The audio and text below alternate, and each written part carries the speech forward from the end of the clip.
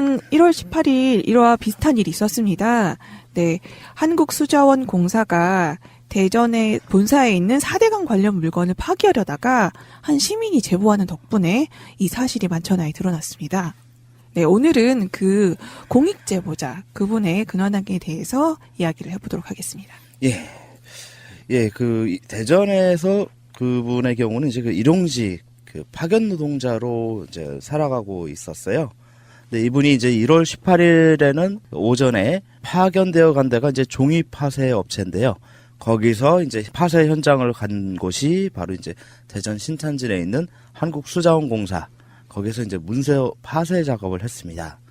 그런데 이분이 갑자기 그 파쇄를 하다 보면 이제 파일, 검은색 파일철 같은 게 있죠. 그러면 그 겉에 거는 빼내고 안에 종이만 빼내서 그걸 이제 파쇄해야 되는데 그 파일철의 그 제목에 4대강 이런 글자가 딱 써 있는 거예요. 네. 그리고 또 뭐 경인 아라뱃길 이런 문건들의 그 제목이 있는 걸 보고 이거 좀 심각한 거 아닌가 네. 이런 생각이 들어서 이제 더불어민주당 대전시당에 바로 제보를 했고 이날 오후 그 더불어민주당 대전시당에서 기자회견을 열어서 제보 상황을 이제 공개했습니다. 네, 이분이 참 좀 대단한 분이라는 걸 느낄 수 있던 게 이 4대강 문건, 아라뱃길 문건이라는 이 제목만 보고도 이게 뭔가 심각하다라고 느꼈다는 거잖아요. 그렇죠. 물론 지난 정권에 굉장히 많은 분들이 힘겨움을 토로하셨고 그렇지만 정말 먹고 살 길이 어렵다 보면은 정치 관련해서 사실 관심이 없는 경우도 굉장히 많고요. 또 이분이 그 문건의 제목을 보고 바로 저 더불어민주당에도 제보를 하셨어요. 네, 이것도 그렇죠. 정말 되게 대단한 것 같아요. 그렇죠. 뭐 자유한국당에 제보하겠습니까? 아니면 뭐 국민의당 해야겠습니까? 다른 언론사나 뭐 그런 것도 조금 약간 위험할 수도 있잖아요. 그렇죠. 혹시나 조선일보면. 네, 다른 곳에 제보했다가 그냥 묻혀지고 말 수 있으니까 그러니까요. 예, 가장 믿을 만한 곳이 이제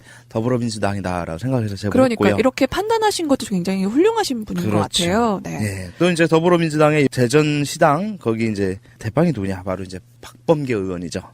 그래서 박범계 의원이 SNS에 올린 글에 의하면 이 경인아라뱃길 그 문건에는 EMB 즉 MB를 의미하는 VIP 지시 문구가 있었고 또 정부가 5천억을 지원해도 1조 원의 손실을 입는다는 내용이 담겨 있었다고 합니다. 이런 문건이 폐기될 뻔한 겁니다. 아니 좀 약간 드라마, 서스펜스가 막 스릴러가 가득한 드라마가 갑자기 펼쳐지는 느낌이에요. 갑자기 그렇죠. 따단 하면서 이렇게 막 경인, 뭐 아라뱃길, 뭐 4대강 문건 이거를 파쇄하려다가 그 순간에 딱 이걸 잡고 그렇죠. 더불어민주당에 들고 갔다는 건 정말 영화 같은 일이네요. 예, 근데 더 충격적인 것은요. 이 문건 폐기가 그 전부터 한 9일 전부터 그 이미 시작이 돼서 80%는 이미 폐기됐다라는 거예요. 아, 마지막 5차 폐기분 4톤이 폐기 직전에 이제 적발된 건데요. 어마어마하네요, 양이. 어마어마하죠. 16톤이면 이게 얼마나 대단한 그 종이의 무게로 봤을 때 대단한 그러네요. 거겠어요. 와. 그래서 이 제보 덕분에 문서 파쇄 작업은 이제 전면 중지됐고 이제 국가기록원에서 이제 공식 조사를 했어요. 네, 그러면 이거를 파쇄하려고 했던 사람도 이제 처벌을 해야겠네요. 그렇죠. 일단 그 파쇄 자체가 적법한 것이라면 당연히 처벌받지 말아야겠지만 그렇죠? 파쇄 과정이라든가 과정에 있어서 뭐 안 좋은 의도가 드러났다. 한다면 처벌은 불가피할 것 같아요. 네. 그래서 지금 그 조사 결과를 보면 그 한 470건의 기록물은 선별해서 그 원본이 있는지 여부 그리고 폐기 절차 등을 이제 점검했는데요. 그 중에서 302건은 원본으로 그 기록물 관리를 해야 되는데 보관하지 않고 또 평가 심의 절차 같은 것도 지키지 않고 파기 대상에 포함시켰다는 그런 불법적인 정황이 좀 드러난 것으로 이렇게 드러났습니다. 이게 다 이게 증거 인멸하려고 하다가 딱 걸린 거네요. 뭐 거의 그렇게 지금 그 의심이 되는 상황이죠. 네네. 그런데 이분이 이제 일용직 파견 노동자셨잖아요. 네. 그래서 그 이후에 갑자기 이분 신변에 변화가 생겼습니다. 네, 그렇죠. 이분이 원래 이제 그 부산에서 사시다가 대전에 올라와서 이제 자리를 이제 못 잡고 있었죠. 아무래도 그 자기의 원래 터전이 아니었으니까. 그런데 이제 이분이 이제 그 친구분의 추천으로 사회복지사로 들어가려고 사회복지사 자격증을 준비하고 있었던 과정에서 이제 일용직으로 생활비는 벌어야 되니까 일을 하고 있던 거예요. 그래서 이제 그 바로 그 다음 주면은 이제 자격증도 나오게 되고, 그리고 친구가 소개로 해주는 그 법인의 일자리가 나면은 추천으로 들어가도록 이야기도 다 되어 있었다고 합니다. 그런데 이날 그 1월 18일 기자회견을 하면서 아예 본인의 그 얼굴이 공개가 되어 버렸어요. 그러다 보니까 그냥 내부 제보자가 돼버려서 다음날 그 친구분한테서 소개를 해준 친구분한테서 아무래도 안 될 것 같다. 얼굴 다 팔리고 이름도 다 나왔기 때문에 안 되겠다라고 연락이 왔다고 합니다. 좀 이상한데요? 사회복지사, 사실 사회복지 자격을 준비하고 있었다는 걸 보면은 이분이 어떤 분인지 좀 알 수 있을 것 같아요. 사실 사회복지사 같은 경우는 좀 약간 봉사정신이 우선 있어야 되기 때문에 이게 보통 사람들이 그냥 선택할 수 없는 직업이기도 하고요. 그런데 이 분을 이제 뭐 어느 정도 법인에 추천을 들어가게 이미 되어 있는 그 법인 같은 경우는 재발절인 게 아닐까? 뭐 그것도 있겠죠. 네. 그렇기도 하지만 우리나라 그 사람들의 대부분의 그 비슷한 공통적인 정서인지 모르겠지만요. 내부 고발자를 썩 달갑지 않게 보는 그런 정서가 좀 없지 않아 있는 것 아닌가 싶어요. 그러니까 뭐랄까 그런 내부 고발을 하는 사람이 자기 조직에 들어온다면 자기 조직에 좀 부끄러운 부분, 민낯 이런 것들을 봤을 때 그거조차도 어디에 고발되지 않을까라는 그런 괜한 지레짐작 네. 이런 것들 때문에 좀 부담스러워하는. 저희랑 네. 사실은 좀 비슷한 느낌이 드는데요. 저희가 이제 파업을 3년 동안 했잖아요. 네. 이 경력을 가지고 어디 들어갈 수가 없었어요. 파업을 했다는 것 자체도 내부적인 뭔가 문제에 대해서 저항을 한 거잖아요. 네. 그러다 보니까 좋아하는 사람들이 없죠. 그런 거나 이런 거나 좀 비슷하지 않을까 뭔가 그렇죠. 좀 느낌이 드는데 이분의 심정이 조금씩은 이해가 가네요. 그렇죠. 네. 더군다나 뭐 다른 곳에다가도 일자리 알아보려고 해도 거기서도 마찬가지로 거절을 당했다 합니다. 네. 이미 좀 그 지역에서는 유명해지고 얼굴 팔리고 하다 보니까. 그리고 심지어는 다니고 있던 그 일용직 일도 거기서 같이 일하시는 분들이 천천히 그냥 안 나오는 게 좋을 것 같다라고 주변에서 이야기를 또 했답니다. 아무래도 그렇겠죠. 뭐 그 파견 업체에서 그 문서 파쇄 작업하는 곳에서 이 사람 온다 하면은 안 받으려고 하겠죠. 자기네 또 그 문서들 다른 회사들도 자기네 문서를 또 외부에 공개할까봐. 아니 도대체 무슨 나쁜 짓을 하고 있길래 그렇게 두려움에 떨고 있는 걸까요? 그러게요. 네. 그래서 이분 같은 경우는 특히나 장기간 동안 준비해오던 친구분의 소개로 들어가기로 했던 회사가 완전히 없어져 버리니까 그 일자리가 이게 본인은 거의 채용됐다라고 채용이 확정되었다라고 생각했는데 이게 취소가 돼 버리니까 앞길이 막막하죠. 네. 먹고 살 길이 막막하죠. 더군다나 애가 둘이나 있는 한 집안의 가장인데. 그래서 이분에 대한 그 채용이 취소된 부분을 법률적으로 어떻게 구제할 수 있을까? 한번 네. 생각도 좀 한번 해봤어요. 그런 방법이 있으면 너무 좋겠네요. 그렇죠. 네, 이분이 어떻게 그러면은 채용 확정 비슷하게 되어 있는 게 어떤 절차를 거쳐서 된 건지 좀 알아봐 주시면 되겠네요. 네. 그래서 이분 같은 이런 케이스들을 우리는 보통 채용 내정이라고 법적으로는 그 명명합니다. 그래서 채용 내정이란 것은 이제 본 채용에 훨씬 전에 채용할 사람을 미리 결정해 두는 거. 이것을 채용 내정이라고 하는 거죠. 그래서 이 취지는 사용자 측 입장에서는 우수한 인재를 조기에 확보하고 그리고 또 채용 내정자는 졸업이나 이직 전에 직장을 미리 확보해 두는 그런 안정적인 그런 좋은 제도, 취지의 제도라고 볼 수 있어요. 그래서 우리 특히 이제 뭐 학교 졸업반에 있는 사람들의 경우는 이런 채용 내정을 많이들 하죠. 아직 학교 다니면서 뭐 면접 봐서 붙으면은 뭐 졸업하면은 그것이 이제 하나의 조건이 되어 버리는 거죠. 졸업을 전제로 해서 너는 몇 월 며칠부터 출근을 해라. 이렇게 통보해 주는 거. 이게 이제 그 채용 내정인데 이 채용 내정은 근로계약이 체결된 것으로 봅니다. 채용 내정의 통보를 그 한 순간에 그것이 이제 현재의 법원과 그리고 이제 통설의 그 입장인데요. 구체적으로 이제 그 근로계약이 언제 성립된 것으로 보냐?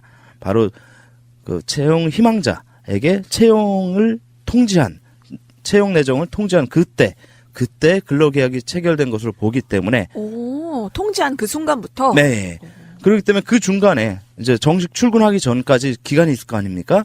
그럼 그 중간에 사용자가 일방적으로 그 채용 내정을 취소할 수 있느냐라는 문제가 생길 수 있어요. 근데 이 부분에 대해서 우리 노동위원회와 법원은 이 채용 내정을 통보한 자체로서 근로계약은 이미 성립됐다고 보기 때문에 이것을 취소하는 것은 정당한 사유, 하나의 해고라고 볼 수 있는 거다. 그렇기 때문에 정당한 사유가 있어야 된다. 채용 내정을 취소할 만한 타당한, 그리고 누가 보더라도 정당한 이런 이유가 있어야만 그 채용 내정을 취소할 수 있다라고 볼 수 있는데요. 네, 그러면 채용 내정을 사실은 뭐 통보한다고 말씀하셨잖아요. 합격자한테. 네. 근데 그분한테 어떤 방법을 써서 통보를 해야 되는 건가요? 그래서 이제 그 채용 내정을 통보한다는 것은 뭐 문서로도 할 수 있고, 뭐 이메일이라든가 문자 메시지라든가 혹은 구두로서도 할 수 있어요. 네. 그런데 이제 나머지 앞에 세 가지는 다 증거가 남는데, 기록이 남는데, 그렇죠. 구두는 기록이 안 남는단 말이에요. 그렇죠. 그래서 이게 문제인 거예요. 지금 우리 지금 제보자의 경우가 딱 이 경우에 해당하는데요.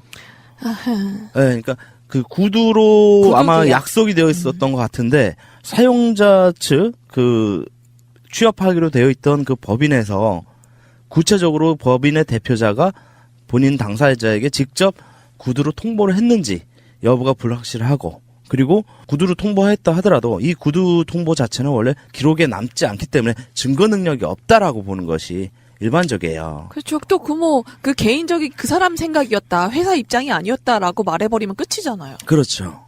구체적으로 적어도 문자 메시지나 이메일 같은 걸로 채용이 확정됐으니, 또는 몇 월 며칠부터 출근하세요.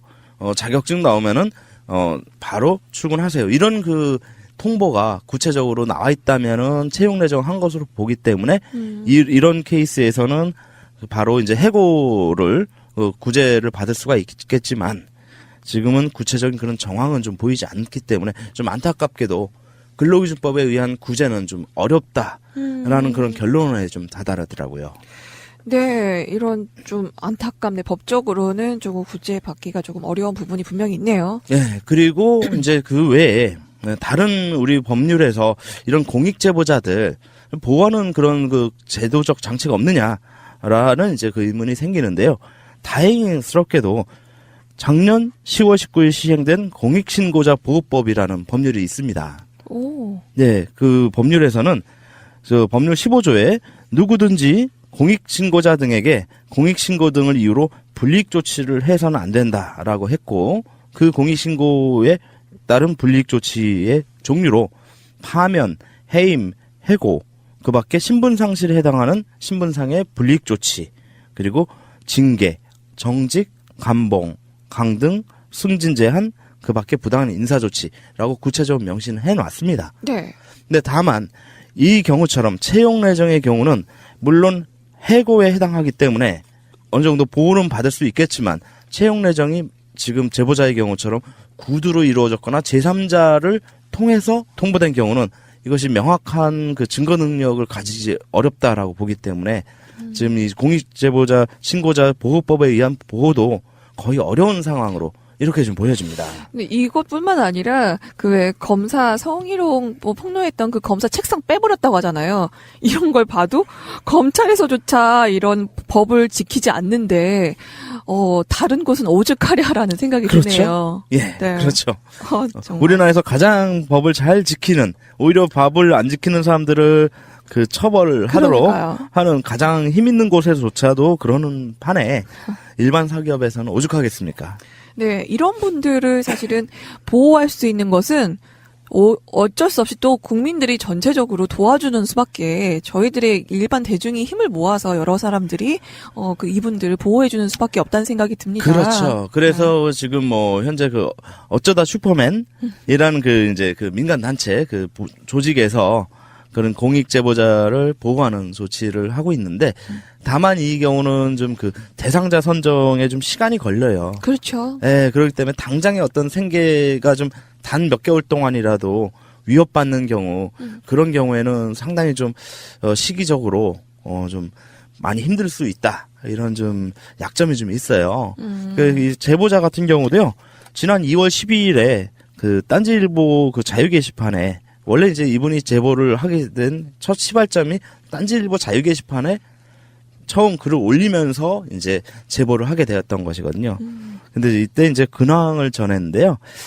이때 그 내용을 간단하게 소개해 드리자면, 날이 추워서 일용직 일자리도 없고 지인 추천으로 가려 했던 곳은 뉴스가 나온 다음 날 안 되겠다, 어디로 튈지 모르는 사람이라 데리고 있기 어렵다 하며 거절했다라고 근황을 전했습니다. 그리고 이어서 벌이가 끊겨서 와이프가 벌어오는 걸로 충당하려니 가장 노릇도 못하고 있습니다. 가만히 있었으면은 안정적으로 일자리 잡아서 잘 살 것을 왜 엄한 짓을 하냐고 어머니가 화가 많이 나셨네요. 라고 근황을 밝혔습니다. 아이고, 어르신들도 그러시죠. 그렇죠. 뭐 간단히 제일 생각나는 그런 얘기들이 있잖아요. 어르신들 왜 나서지 마라, 너는 나서지 마라, 이런 얘기 있잖아요. 네, 맞아요. 네. 오난돌이 정 맞는다. 그렇죠. 노무현 그래서, 대통령도 그 이제 경선 그 대선 후보 수락 연설에서도 그 얘기를 하셨잖아요. 저희 어머니께서 말씀하셨다. 모난돌이 정 맞는다. 이놈만 나서지 마라. 그쵸. 하지만 이제 오난돌이 정 맞지 않고 다 같이 오난돌을 정을 때리려고 하면 다 같이 모를 세워서 그렇죠. 보호해주는. 예, 이런 안타까운 상황에서 기적이 일어났습니다. 네, 네. 바로 그 제보자가 이런 그 자신의 신세 한탄이라면 한탄이랄까, 이런 근황을 전한 글이 올라오고 약 30분 만에 딴지일보 게시판에 다른 누리꾼이 자랑스러운 공익 제보자를 위해 시민들이 손을 내밀어 외롭지 않게 잡아주자라는 그 게시글을 올렸고요. 이 게시글에 추천이 수백 개가 달렸습니다. 그러면서 자발적으로 후원을 조직하기 시작했어요. 멋지십니다. 예. 그래서 제보자를 설득해서 여러 차례 설득을 한 끝에 제보자는 처음에는 완곡히 거절하고 그럴 돈으로 차라리 다른 분들, 자기보다 더 어려운 분들을 후원해달라라고 했는데, 딴지일보 자유 게시판 이용자들은 공익제보자가 공익제보를 한 것 때문에 생계가 어려움을 겪고 있다면 앞으로 누가 또 공익제보 하겠냐. 그럼요. 예. 그렇기 때문에 우리가 당신을 도와야겠다라고 강력히 주장하고 설득한 끝에 이 제보자의 계좌번호를 드디어 따냈다고 봐야 되죠. 네. 그래갖고 그것을 올렸어요. 그래서 이제 제안자는 공익제보자에 대한 후원을 다시 한번 정식 제청하면서 제안하면서 깨어있는 시민의 조직화된 힘, 그것이 커뮤니티의 역할이라고 생각합니다. 우리가 촛불을 두고 내 나라를 지키듯이 우리가 사회를 위해 용기 있는 공익제보자를 지켜야 아프지 않은 건강한 사회를 만든다고 생각합니다. 라고 모금의 이제 취지를 밝혔고요. 네. 많은 분들이 또 그 모금의 후원을 함께 동참해 주셨는데요. 네. 그러시면서 이제 그 공익제보자 분께 메시지를 남긴 것이 되게 재미있는 게, 어떻게 그냥, 사리 사욕을 위해서 써라. 네. 그거 어디 후원하지 말아라. 그렇죠. 꼭 이렇게, 네. 개인적으로 쓰라고 이렇게 꼭 당부를 하시면서 그렇죠. 이렇게 후원을 해주셨다는 게 예. 너무 멋져요, 진짜. 그렇죠. 정말 감동받았습니다. 저도 이 딴지일보 제 게시판을 쭉 보면서 계속 감동이 몰려오는 거예요. 그래서 수많은 사람들이 계속 추천글에 모든 글들이 13일, 14일 이틀 동안 모든 글들이 전부 다 인증합니다. 후원 인증합니다로 도배가 되었어요. 그래서 제가 카운팅을 얼추 해봤을 때도 한 700명 이상이 그 후원을 했고, 현재는 이제 다른 인터넷 커뮤니티로 이제 확산이 되어서 그리고 또 그 인터넷 신문들, 우리 기사들에도 이제 소개가 돼서 지금 엄청난 그 후원이 답지하고 있는데요. 이것은 돈의 액수가 문제가 아니라, 그렇죠.